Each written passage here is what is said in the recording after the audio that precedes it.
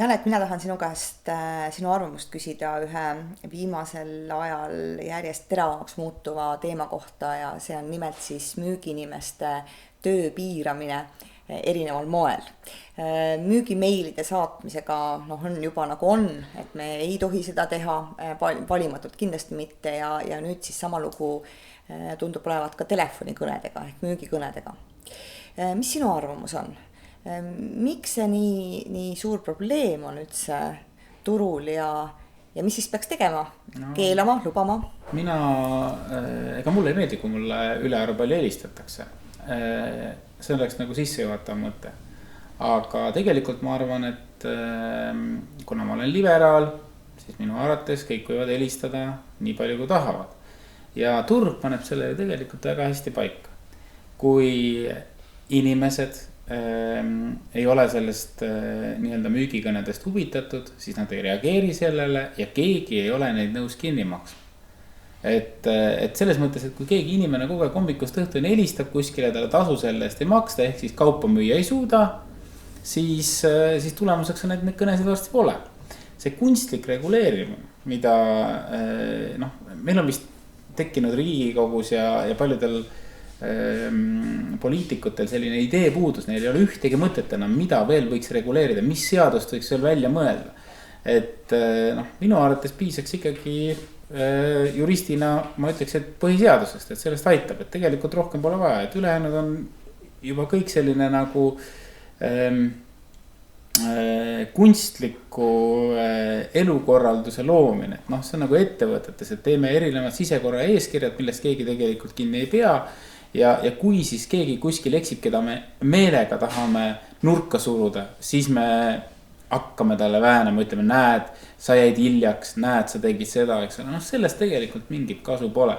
Et kuigi ma ei oota, et mulle helistatakse väga palju ja müüakse jumal teab mida ja saadetakse mulle neid spämmi meile ja kõike, siis ma ikkagi arvan, et turg olgu vaba, inimesed kes tahavad helistada, helistagu nii palju, kui nad jõuavad.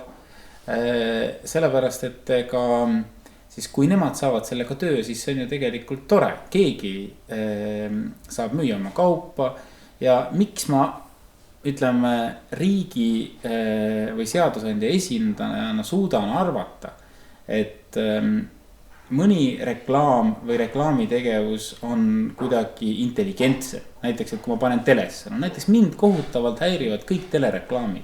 Ja sellepärast täiesti siiralt ma sisuliselt Kanal 2 ja TV3 ei vaata. Sisuliselt ei vaata.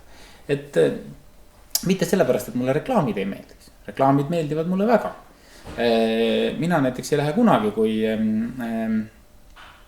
kui mõni äge film on reklaami ajal ära. Enamasti ma vaatan siis ainult reklaamipause, sest see on ju põnev, ma pole tükk aega näinud, et mida nad seal müüvad. Aga mida ma mõtlen on see, et ma ei taha näha neid reklaame, mis mul ei ole kasulikud, sest inimesed ju armastavad pööraselt reklaami. Miks nad armastavad? Hästi lihtne põhjus, et kuidas siis oleks üldse võimalik reklaami teha? Reklaami ei ole ju võimalik teha, kui mitte keegi selle peale ostma ei hakka midagi. Aga lihtsalt küsimus on selles, et väga palju reklaami läheb sihtrühmast mööda. Et kui reklaam on mulle kasulik, ma helistan kellelegi ja küsin, kuule, kus sa nägid seda? Et ütle mulle ka, see oli seal, oli see reklaam, mine vaata. Ja siis ma jooksen ostma, ma saan selle lipsu täpselt, mida ma tahtsin või need kingad poole hinnaga, super. Et riik ei suuda kindlasti ja valitsus panna paika ja ära reguleerida kogu müügitegevust. Ja kui ta seda teeb, siis ta tegelikult ahistab ettevõtlust. Ja loomulikult on ettevõtja oma kasu peal väljas. Et ettevõtja, kes ei ole oma kasu peal väljas, see läheb lihtsalt üsna ruttu pankrotti. Kas võib olla ka, et ta ahistab kaudselt ka potentsiaalseid tarbijaid? Lihtsalt mina tean väga täpselt, et kõige efektiivsemad müügikanalid on tegelikult just nimelt telefonimüük ja need samad spämmid või masspostitus. Muidugi need peaksid olema suunatud, et mitte lihtsalt igas suunas lahmitud.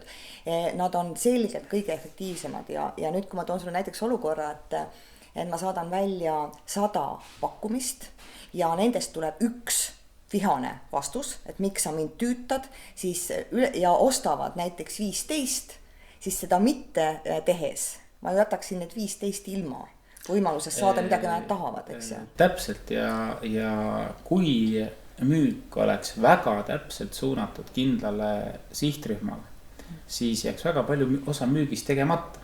Sellepärast, et on võimatu täpselt teada, mida keegi tahab osta. Ja näiteks ütleme, väga palju olulist reklaami läheb minust mööda, sest reklaam ei tea, et mina tahaksin seda osta. Reklaami tegija siis. Nii et selles mõttes sellel telefonimüügil ja personaalsel kontaktil on väga suur mõjujõud. Ja loomulikult on kõikidel asjadel negatiivseid kõrvalmõjusid. Näiteks Eesti Vabariigi valitsusel on minu jaoks mega suur negatiivne kõrvalmõju, sellepärast et ta võtab ära niivõrd suure osa minu tuludest, eks ole. Ja mina kulutaksin seda hoopis teistmoodi, kui nemad seda teevad.